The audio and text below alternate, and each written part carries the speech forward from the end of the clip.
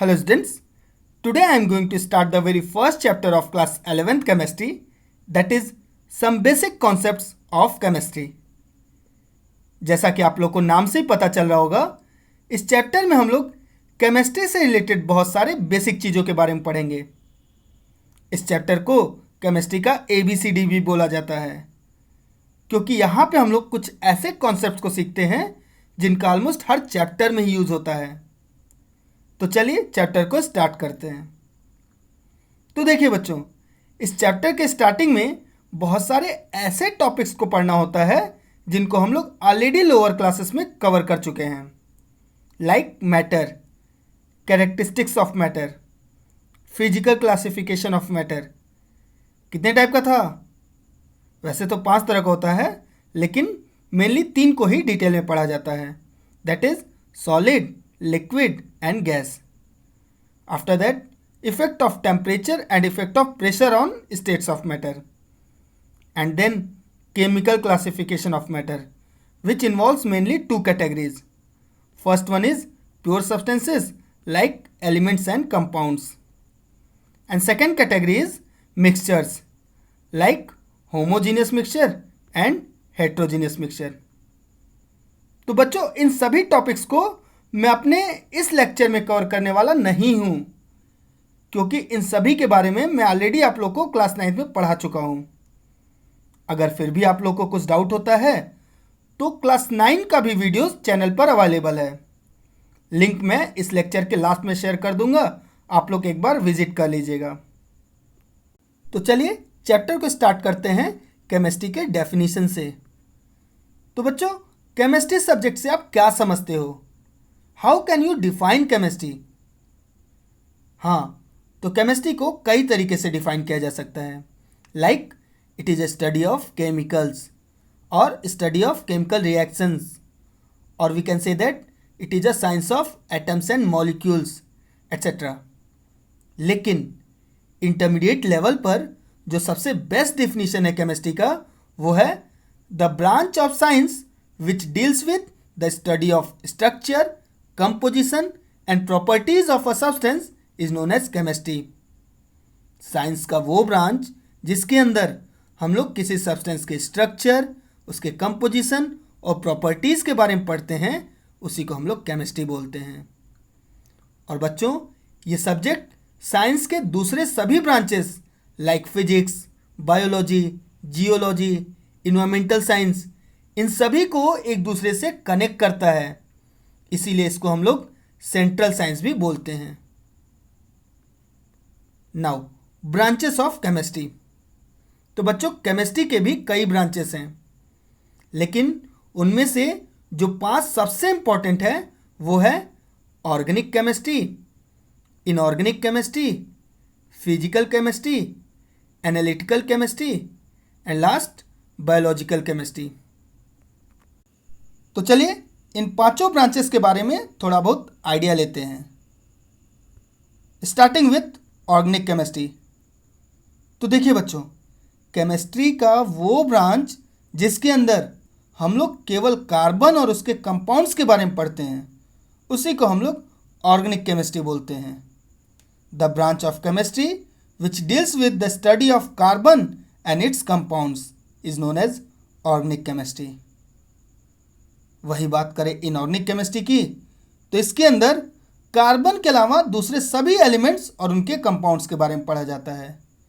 It can be defined as the branch of chemistry which deals with the study of all the elements and their compounds other than carbon is known as inorganic chemistry.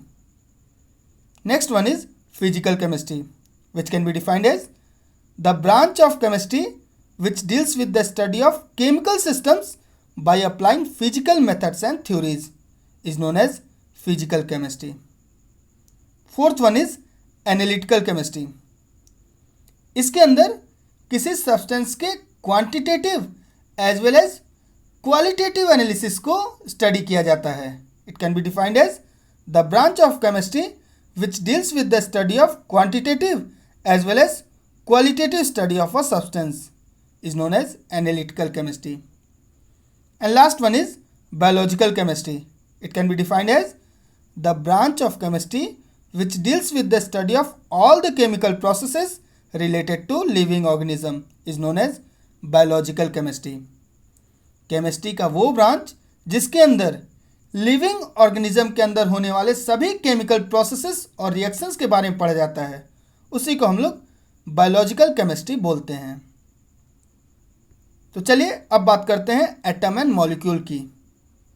तो देखिए बच्चों, matter का वो सबसे smallest particle जो कि chemical reaction में participate करता है, उसी को हम लोग एटम बोलते हैं। The smallest particle of matter which participate in a chemical reaction is known as atom. It may or may not have individual existence. ये एटम अकेला रह भी सकता है, नहीं भी रह सकता। मीन्स अकेला एग्जिस्ट भी कर सकता है, नहीं भी एग्जिस्ट कर सकता। और बच्चों, यही एटम्स जब एक दूसरे के साथ फिक्स रेशियो में कंबाइन करते हैं तो मॉलिक्यूल का फॉर्मेशन होता है। When atoms combine in a fix ratio a molecule is formed. Now atomic mass and atomic mass unit. तो देखिए बच्चों, जैसा कि हम लोग जानते हैं कि different atoms have different atomic mass. Means अलग अलग एटम का एटॉमिक मास भी अलग अलग होता है। लाइक हाइड्रोजन का एटॉमिक मास होता है 1U, नाइट्रोजन का होता है 14U। सिमिलरली ऑक्सीजन का एटॉमिक मास होता है 16U, एट्सेट्रा। लेकिन बच्चों, पहले के ज़माने में तो इतने सोफिस्टिकेटेड डिवाइस इन्वेंट नहीं हुए थे। कितने छोटे छोटे इनविजिबल साइज के एटम्स का एक्यूरेट मास मेजर कर लिया जाए। तो क्वेश्चन ये है कि फिर हम लोग को पता कैसे चला कि किस एटम का क्या एटॉमिक मास है। तो देखिए बच्चों, इस चीज़ को ज़रा ध्यान से समझिएगा। इसके लिए साइंटिस्ट लोगों ने एक जुगाड़ किया। सबसे पहले उन लोगों ने कार्बन 12 एटम को एक स्टैंडर्ड एटम कंसीडर किया और फिर इसी के एक एटम के 1/12 मास को एक स्टैंडर्ड क्वांटिटी एज्यूम कर लिया और बाद में इसी स्टैंडर्ड क्वांटिटी के साथ कंपेयर करके दूसरे सभी एटम्स का एटॉमिक मास मेजर कर लिया। तो आइए देखते हैं कैसे। तो देखिए बच्चों, जब उन्होंने हाइड्रोजन एटम को इस क्वांटिटी के साथ कंपेयर किया तो ये पाया कि एक हाइड्रोजन एटम का मास इस स्टैंडर्ड क्वांटिटी के इक्वल आ रहा था। तो उन्होंने लिख लिया कि mass of 1 hydrogen atom equal to 1 × 1/12 into mass of 1 carbon atom. फिर जब उन्होंने नाइट्रोजन एटम को कंपेयर किया तो ये पाया कि एक नाइट्रोजन एटम का मास इस स्टैंडर्ड क्वांटिटी के 14 टाइम्स आ रहा था। तो उन्होंने लिखा कि mass of 1 nitrogen atom equal to 14 × 1/12 into mass of 1 carbon atom. Similarly जब उन्होंने ऑक्सीजन को कंपेयर किया तो ये पाया कि एक ऑक्सीजन एटम का मास इस स्टैंडर्ड क्वांटिटी के 16 टाइम्स आ रहा था। तो उन्होंने लिखा कि mass of 1 oxygen atom equal to 16 × 1/12 into mass of 1 carbon atom. तो बच्चों, इन सब डाटा को अगर ध्यान से देखिए तो हर एटम के मास के लिए 1/12 into mass of 1 carbon atom इस क्वांटिटी को यूज़ करना पड़ रहा था, जो कि बहुत एनॉइंग लग रहा था। तो उन्होंने सोचा कि जब हर एटम के केस में इस क्वांटिटी को लिखना ही पड़ रहा है तो क्यों ना इस क्वांटिटी को एक यूनिट मान लिया जाए। इसीलिए बाद में इस क्वांटिटी को 1 AMU मानकर हर केस में रिप्लेस कर दिया गया, जिससे कि एक हाइड्रोजन एटम का मास हो गया 1 × 1 AMU, that is 1 AMU। Similarly एक नाइट्रोजन एटम का मास हो गया 14 × 1 AMU, मीन्स 14 AMU। सिमिलरली एक ऑक्सीजन एटम का मास हो गया 16 × 1 AMU, दैट इज 16 AMU। और इस तरह से हर एटम का मास AMU में कैलकुलेट कर लिया गया। अगर बात करें डेफिनेशन की तो जैसा हम लोग जानते हैं कि 1 AMU होता है 1/12 मास of 1 carbon atom. So it can be defined as a mass exactly equal to 1/12 of the mass of one carbon atom. और आजकल AMU को U से रिप्लेस कर दिया गया है, जिसका मतलब होता है unified mass. This is the table showing the atomic masses of some common atoms.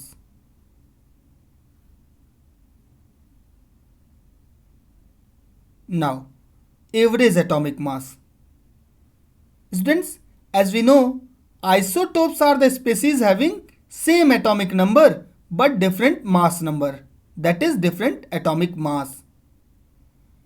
Means अगर किसी एटम का 2 या 2 से अधिक आइसोटोप पाया जाता है तो उन सभी आइसोटोप्स का मास अलग अलग होगा. और इस कंडीशन में किसी एक पर्टिकुलर आइसोटोप का मास तो उस एटम के एटॉमिक मास के लिए यूज नहीं किया जा सकता. तो ऐसे केस में उस एटम के मास के लिए उसके सभी आइसोटोप्स के एटॉमिक मासेस का एवरेज लिया जाता है. That is average atomic mass, which can be calculated by following formula. Average atomic mass is equal to m1 into p1 plus m2 into p2 plus m3 into p3 upon 100. यहाँ पे m1, m2, m3 isotopes के masses को represent कर रहे हैं. वहीं पर p1, p2 और p3 उनके परसेंटेज ऑफ ऑकरेंस को. तो चलिए इस फॉर्मूला पर एक न्यूमेरिकल सॉल्व करके देखते हैं. न्यूमेरिकल हमारा कुछ ऐसा है. Use the data given in the following table to calculate the average atomic mass of argon. इस टेबल में आर्गन के 3 आइसोटोप्स दिए गए हैं. तीनों ही आइसोटोप्स का मास और साथ में परसेंटेज ऑफ ऑकरेंस को भी दिया गया है, दैट इज अबेंडेंस. और इन डाटास का यूज करके हमें आर्गन के एवरेज एटॉमिक मास को कैलकुलेट करना है. तो चलिए स्टार्ट करते हैं. तो बच्चों, जैसा हम लोग जानते हैं कि average atomic mass equal to होता है m1 into p1 plus m2 into p2 plus m3 into p3 upon 100. और टेबल के अंदर तो ये सभी डाटा दिया गया है. तो सबसे पहले इन सभी डाटास को पुट कर लेते हैं. तो हमारा average atomic mass equal to होगा 35.96 into 0.34 plus 37.96 into 0.063 plus 39.96 into 99.6 upon 100. इनको ब्रैकेट के अंदर जो मल्टीप्लिकेशन है उसको सॉल्व करेंगे तो हमारा आ जाएगा 12.23 प्लस 2.39 प्लस 3980 अपॉन 100. और इन सभी को सॉल्व करेंगे तो हमारा फाइनल आंसर आएगा 40 U. तो आर्गन का एवरेज एटॉमिक मास होगा 40 U. Our next topic is molecular mass. Students, जिस तरह से एटम के मास को एटॉमिक मास कहा जाता है उसी तरह से मॉलिक्यूल के मास को मॉलिक्यूलर मास. और हमें जिस मॉलिक्यूल का मॉलिक्यूलर मास निकालना रहेगा उसके अंदर के सारे ही एटम्स के एटॉमिक मासेस को ऐड कर देना होता है, जिससे हमें उस पर्टिकुलर मॉलिक्यूल का मॉलिक्यूलर मास पता चल जाएगा. अगर बात करें डेफिनेशन की तो it can be defined as the sum of atomic masses of all the elements present in a molecule is known as molecular mass. तो चलिए कुछ मॉलिक्यूल्स के मॉलिक्यूलर मास को कैलकुलेट करके देखते हैं. स्टार्ट करते हैं वाटर से, जिसका फॉर्मूला होता है H2O. तो हम लोग बोल सकते हैं H2O के अंदर 2 हाइड्रोजन और 1 ऑक्सीजन प्रेजेंट होता है. तो हम लोग लिख लेंगे 2 into H plus 1 into O. अब हाइड्रोजन की जगह हाइड्रोजन का एटॉमिक मास और ऑक्सीजन की जगह ऑक्सीजन का एटॉमिक मास पुट कर देना होगा. तो हमें मिलेगा 2 into 1U plus 1 into 16U, that will be 18U. तो इस तरह से बच्चों वाटर का मॉलिक्यूलर मास होगा 18U. Next one is carbon dioxide, that is CO2. तो CO2 के अंदर 1 कार्बन और 2 ऑक्सीजन होता है. तो हम लोग लिख सकते हैं कि 1 into C plus 2 into O. अब कार्बन की जगह कार्बन का एटॉमिक मास और ऑक्सीजन की जगह ऑक्सीजन का एटॉमिक मास पुट कर देना होगा। तो हमें मिलेगा 1 into 12U plus 2 into 16U, जिसको सॉल्व करने पर फाइनल आंसर मिलेगा 44U। So students, molecular mass of CO2 will be 44U. Next one is glucose, जिसका फॉर्मूला होता है C6H12O6। तो हम लोग लिख सकते हैं कि 6 into C plus 12 into H plus 6 into O. अब इन सभी का एटॉमिक मास अगर पुट करेंगे तो हमारा होगा 6 into 12U plus 12 into 1U plus 6 into 16U। Solve करने पे 72U plus 12U plus 96U, और हमारा फाइनल आंसर हो जाएगा 180U। तो इस तरह से ग्लूकोज का मॉलिक्यूलर मास होता है 180U। Next one is molecular mass of plaster of Paris, जिसका फॉर्मूला होता है CaSO4.2H2O। तो इसके अंदर एक कैल्शियम, एक sulphur, 4 oxygen plus 2 water molecule. Water molecule के अंदर भी 2 हाइड्रोजन और 1 ऑक्सीजन होता है। तो इस तरह से हम इक्वेशन के फॉर्म में लिख लेंगे।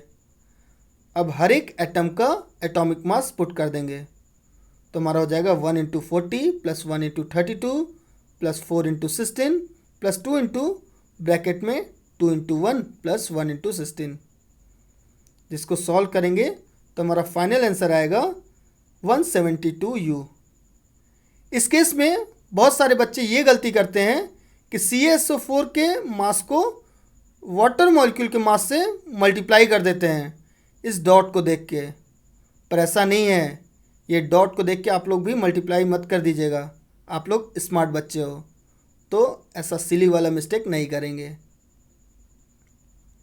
तो चलिए, इस तरह से हम लोगों ने देखा कि मॉलिक्यूल्स का मॉलिक्यूलर मास निकालना बहुत ही सिंपल होता है। तो मैं आप लोग को कुछ एग्जांपल्स दे रहा, आप इन सभी को सॉल्व करके प्रैक्टिस कर लीजिएगा।